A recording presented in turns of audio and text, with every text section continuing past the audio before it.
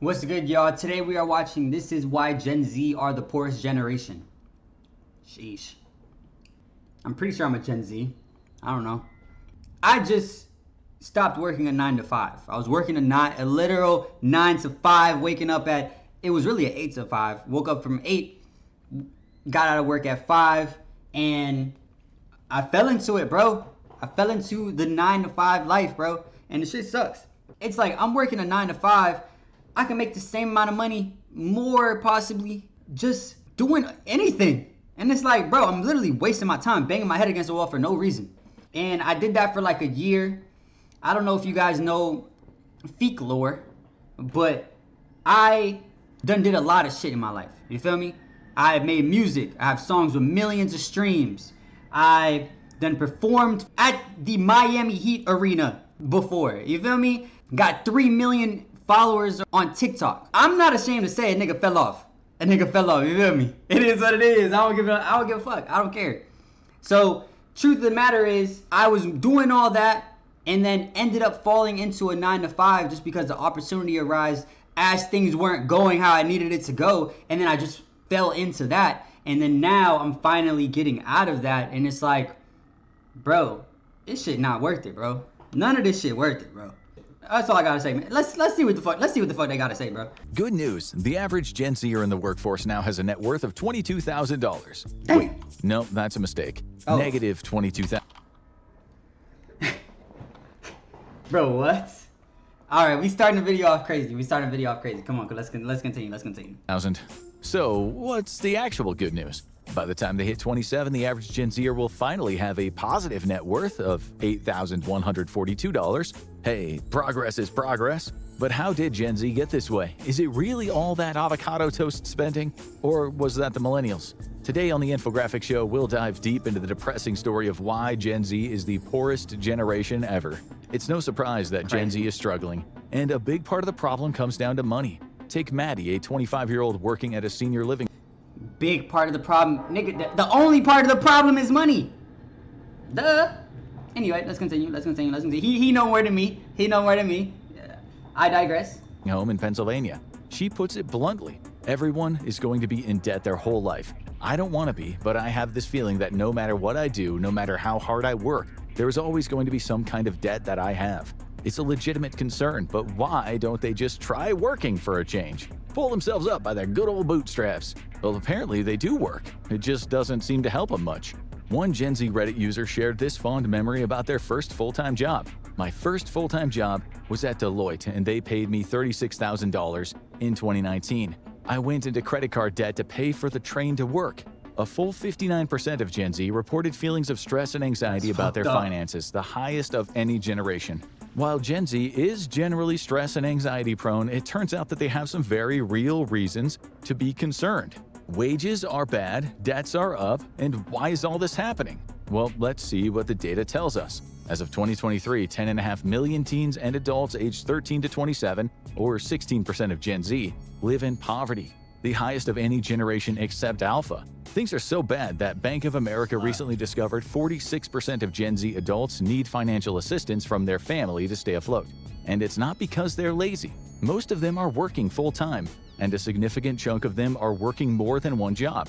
In fact, 53% of Gen Z have a side hustle on top of their full-time job just to make ends meet. That could mean driving for Uber, which, by the way, 24% of adult Gen Zers do, or selling handmade stuff online. And then there are the online services that we'd rather not get into. But you gotta do what you gotta do, right? Many young adults who don't already have a side hustle are planning to get one just to survive their 20s. In fact, 51% of Gen Z plans to monetize a hobby because nothing makes your favorite pastime more enjoyable than needing it to afford groceries. Despite that, the same Bank of America survey This shit is crazy. Anyway, let's get to it. Found that 60% of Gen Z adults don't have enough savings to cover 3 months of expenses. So if they get fired or they have an emergency, many turn to credit cards. The New York had found that 1 in 7 Gen Z adults have already maxed out their credit cards, And that is not just a short-term problem. It wrecks their credit history, making it harder to get loans, rent apartments, and even qualify for better financial opportunities.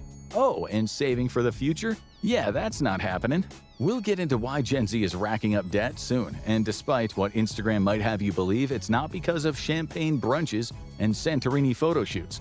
The real issue is that credit card companies themselves have changed, and not in a way that helps. In fact, many of those changes have put Gen Z at a serious disadvantage. According to Wallet Hub, the average credit card interest rate reached an all-time peak in August 2024, maxing out at 21.76%. In comparison, just 10 years earlier, millennials trying to pay off credit card debt only had to deal with an average interest rate of 11.82%. Higher interest rate. In my job, I was talking to people about their finances. Like, I was going through their finances with them. Like, I was helping people with their debt, right? So basically, I'm going through their finances. I'm going what they spend on a monthly basis. I'm literally pulling credit. I'm looking at their credit history. Yo, people are upside down right now, bro. Like, bad. People can't even afford help. Shit's crazy, bro. Shit's crazy. Anyway, let's get back into the video. Rates means that any unpaid credit card balances rack up interest much faster than they normally would. That makes the goal of eventually paying off credit cards harder and harder. Bankrate credit card analyst Ted Rossman says, to be just starting out and already falling behind the 8 ball can be a tough cycle to break. And it's not like Gen Z is just mindlessly splurging on their credit cards. Despite all the criticism they get in the media, only 5.5% of Gen Z's average spending is on dining out, compared to 5% for other ages. Keeping in mind that Gen Z also spends much less than other ages overall.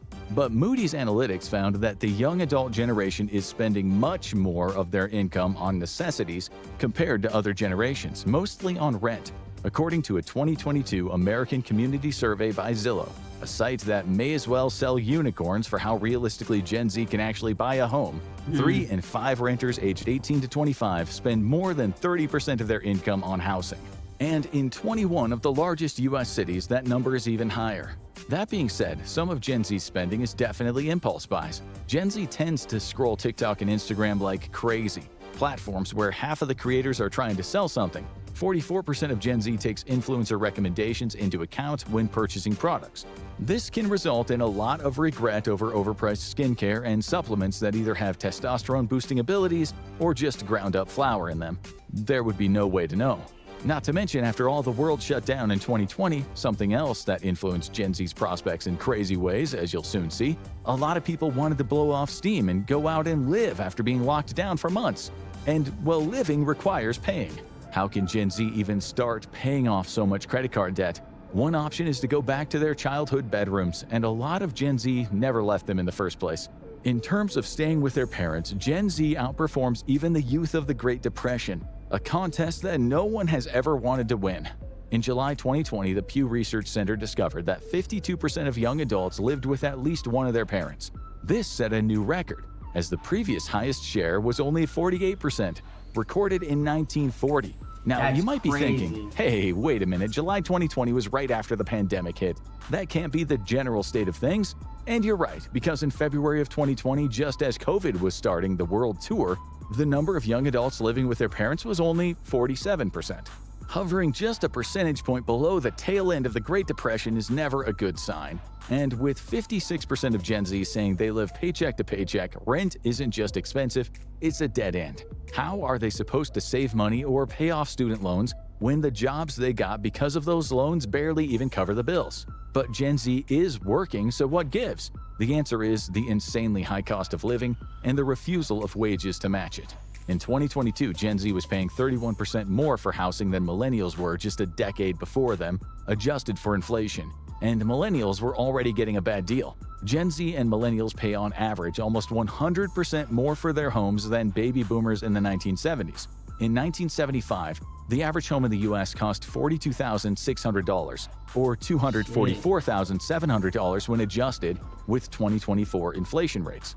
In 2024, however, the average home cost just over $512,000.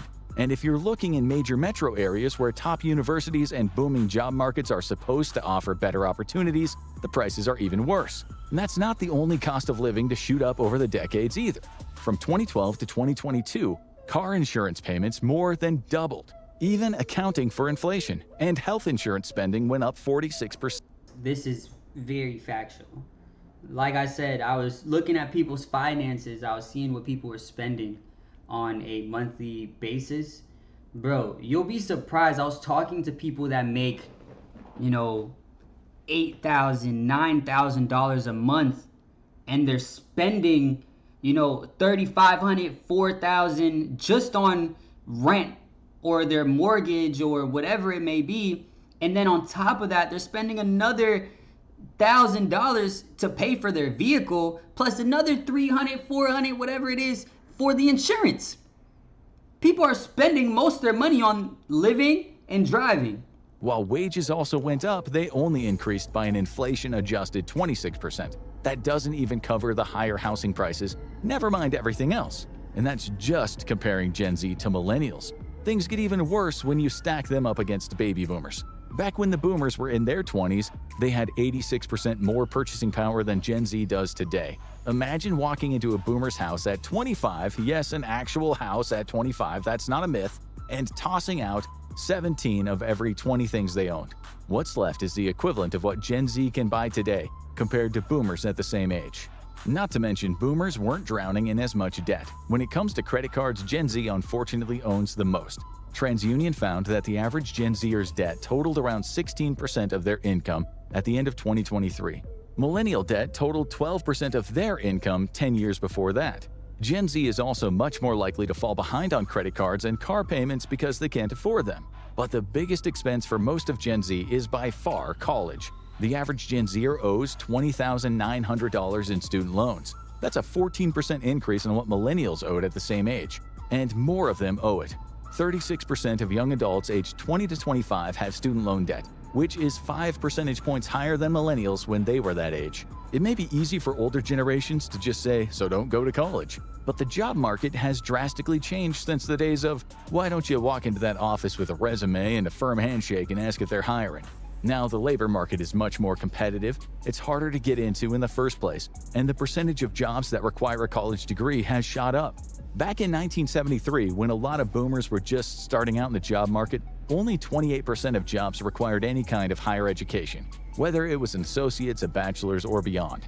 Fast forward to 2018, and that number had jumped to 63%.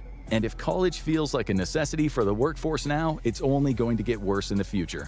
The same report projected that by 2031, 72% of jobs will require some form of higher education, with 42% needing at least a bachelor's degree just to be considered.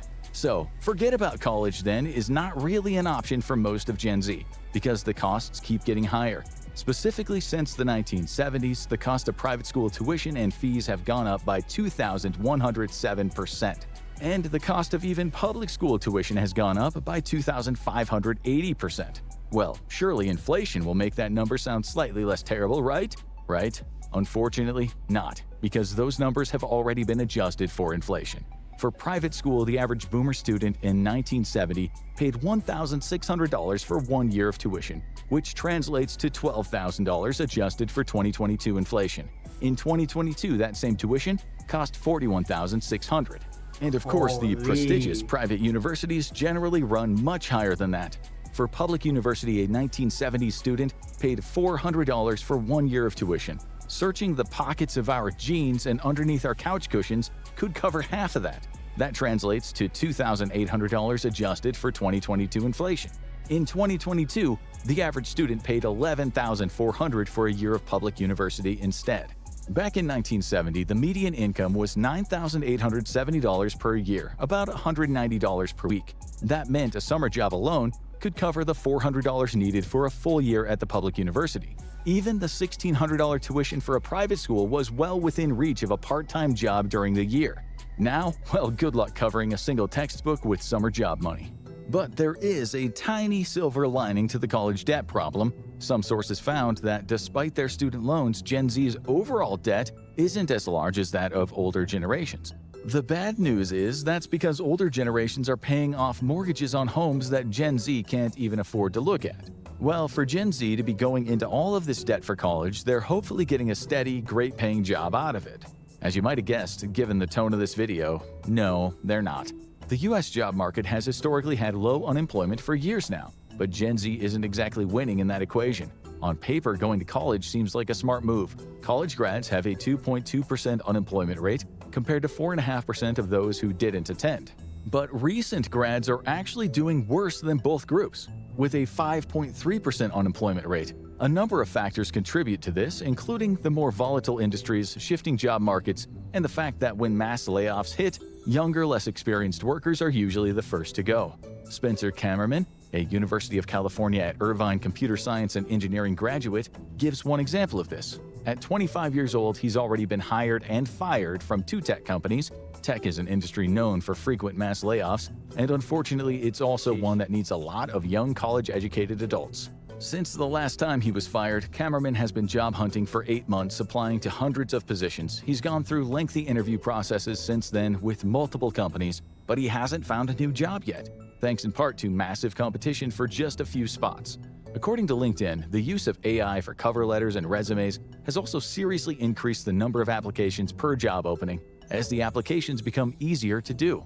Eventually, Kammerman ended up where most Gen Zers do, back home with his parents. As he puts it, it feels like the odds are stacked against us. It's been difficult to get off the ground, but I'm not giving up. Despite his hope, major companies like McKinsey aren't projecting much of a rosy future for Gen Z and their jobs. The McKinsey Global Institute said that by 2030, almost 375 million workers will have to find new jobs, or new industries altogether, due to AI automation. Critics point out that, like anything McKinsey says, this projection should be taken with a massive grain of salt. It relies on a lot of assumptions about how quickly AI will develop and be widely adopted. But even without technology threatening to replace them, Gen Z is still having trouble finding the kinds of jobs high schoolers used to get for pocket change. For example, the decline of brick-and-mortar stores and the rise of e-commerce means the once reliable world of retail work is increasingly unsteady. And the lack of job security once Gen Z gets into the workforce doesn't make it any easier to make a steady income, let alone plan out savings and retirement accounts. And that's partly because of the rise of the gig economy, which has converted a lot of salaried positions into contract positions. 36% of US workers are in the gig economy, which is growing 3 times faster than the regular workforce. It's not just Uber drivers and Postmates delivery either. At 40% of companies, 1 in 4 workers is now a part of the gig economy instead of in a full-time salaried position. Though there are some big benefits to gig work depending on what it is, setting your own hours, for example, it's not very stable. It doesn't come with benefits, and most gig work isn't well paid either. In addition, for better paid full-time jobs, many bosses and hiring managers have a dim view of Gen Z employees and would rather not hire them in the first place. Researchers asked employers what they'd prefer to do when they had a job vacancy, ranking a series of actions, among them hiring a Gen Z employee. They found that some employers will go to extreme lengths to avoid hiring Gen Z. 45% said they'd rather hire a freelancer or get a retired employee back. 37% said they'd rather make AI do the job, and 30% would rather leave the position unfilled. So, what financial approach is Gen Z using to build their future? For some, the answer is giving up on the future entirely. 23-year-old Sophie expressed her thoughts on the economic cards stacked against her and her generation. We've got climate change, war. It's like, are we even going to be here to retire? I don't necessarily feel worried, it's more like helplessness. COVID definitely didn't help in that regard.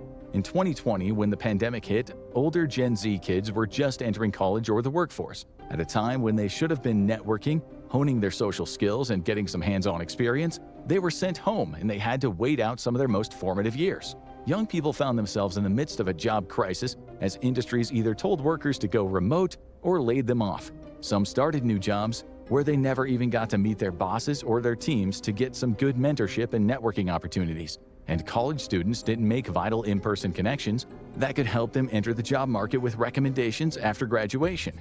Beyond all of these factors, there is one more reason that Gen Z is the poorest generation, one that doesn't get discussed often because they were born that way. Let us explain. Economic inequality has been increasing for decades in the US, as is obvious when looking at young people's financial status today. The Federal Reserve says the average net worth for people under 35 is $76,300.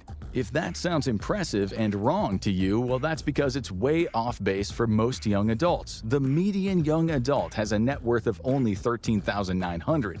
The average is just thrown off because of a small percentage of young adults who are either very high earning or very high inheriting. But what about the Gen Zers who inherit nothing? Because in the US, incomes and birth rates are correlated, and generally people below poverty level tend to have more kids than people above the poverty level. In 2005, in the middle of Gen Z being born, those with an income below poverty level had a birth rate of 95, while those with an income at 200% of poverty level or more had a birth rate of 45, which means there are disproportionately more kids being born into poverty compared to the general population. And in the US, with lower rates of social mobility and fewer public safety nets compared to other developed economies, being born into poverty often means it's really hard to leave it. Gen Zs born into poverty sat at a serious disadvantage. They often get a lower quality education and have fewer opportunities for higher education, making it even harder to break out of the cycle. On top of that, they can't rely on parental financial help or stay at home rent-free for long, something a lot of Gen Z needs just to get by. So, Gen Z kids brought up in poverty often become poor Gen Z young adults. Despite this, there are a few encouraging signs. The Atlanta Fed found that wages for 16 to 24-year-olds rose 8.6% in 2024, compared to 5.2% of the general population. So perhaps companies are finally realizing they need to pay their young workers a respectable wage. Student loan forgiveness helped a lot of people claw their way out of debt and be able to start saving. An expanded program could set young adults up for better financial futures. Stronger laws protecting employees from random firings and guaranteeing benefits for gig workers could also provide some stability for Gen Z adults. But those programs are unlikely to happen soon, and the longer-term view doesn't look great, especially with poverty rates for Gen Alpha equal to those of Gen Z, 16%. Is Gen Z truly the poorest generation, or is this just the usual back-in-my-day argument from older generations? Let us know what you think in the comments. Everyone's broke. But it's crazy, everyone's broke, but everyone has a couple of dollars, you know what I mean? So everyone's spending money on shit that they don't need to be spending money on. But it's like, just to get a little bit of joy, you know what I mean? Like, y'all keep playing around, I'm gonna be in Thailand next year. Probably. No cap though.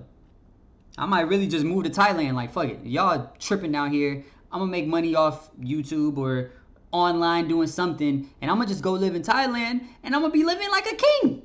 So it's either by next year I need to be able to buy a house, or I'm going to Thailand. Y'all need to stop playing with me.